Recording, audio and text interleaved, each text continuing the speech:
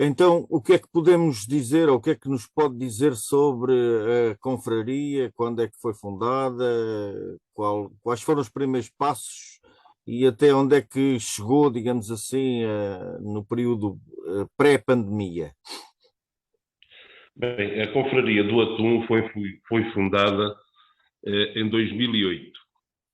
Foi pensada e trabalhada ao longo do ano 2008 e foi fundada oficialmente em outubro de 2008.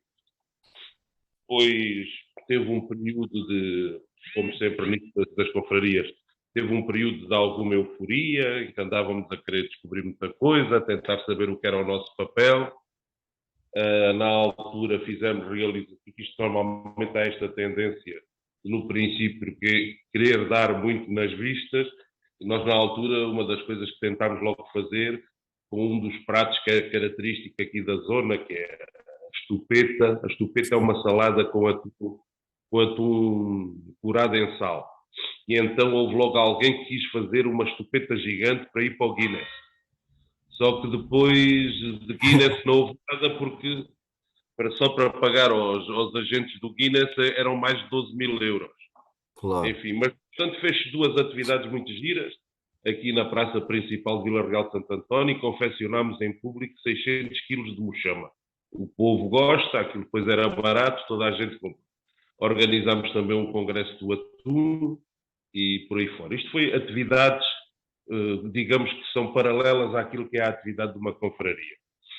Acabámos por realizar o nosso primeiro capítulo, que é quando entram os novos confrades, e que no fundo, quando começámos nós a ser entronizados, e o capítulo foi em 2009. 2009.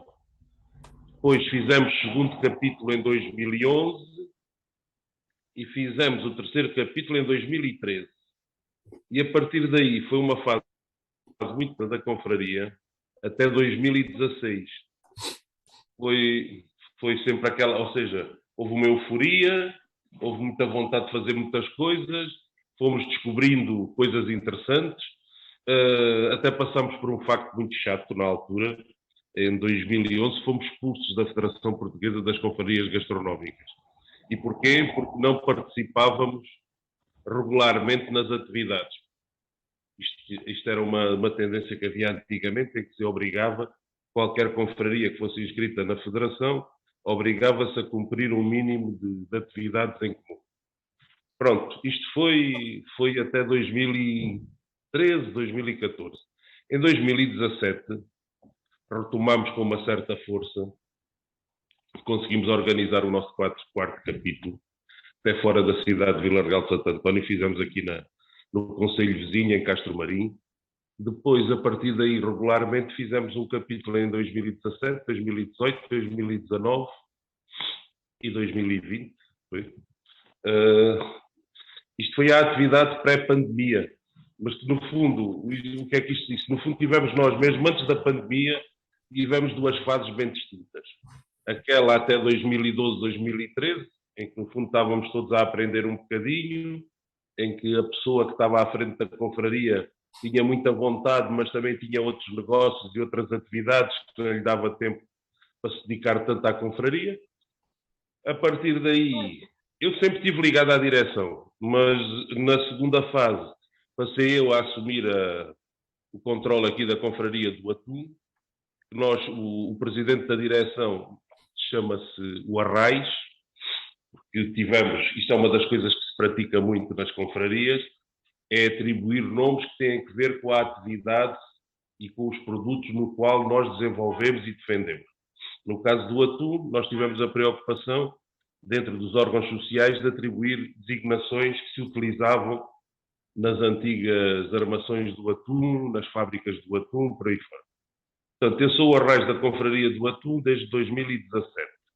A partir daí, regularmente, temos tido uma atividade bastante efetiva, participamos bastante nas atividades ao longo de todo o país, envolvemos nas atividades locais de projeção e divulgação do produto que é o atum.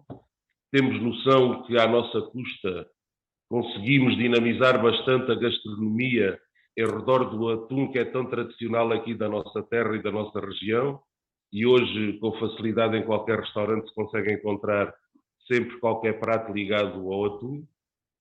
E depois entramos numa fase subsequente, isto já antes da pandemia. A pandemia não nos parou a nós de todo, houve quem parasse. Nós, mesmo assim, durante a pandemia, nunca deixámos de estar ativos, porque temos uma coisa também muito boa, temos uma sede, que é precisamente onde eu estou falando, e nós aqui na sede temos, para além da confraria em si, temos como que uma pequena tertúlia que permite um convívio diário entre as pessoas, e isso, parecendo que não, cria-nos e gera-nos um grande espírito de equipe.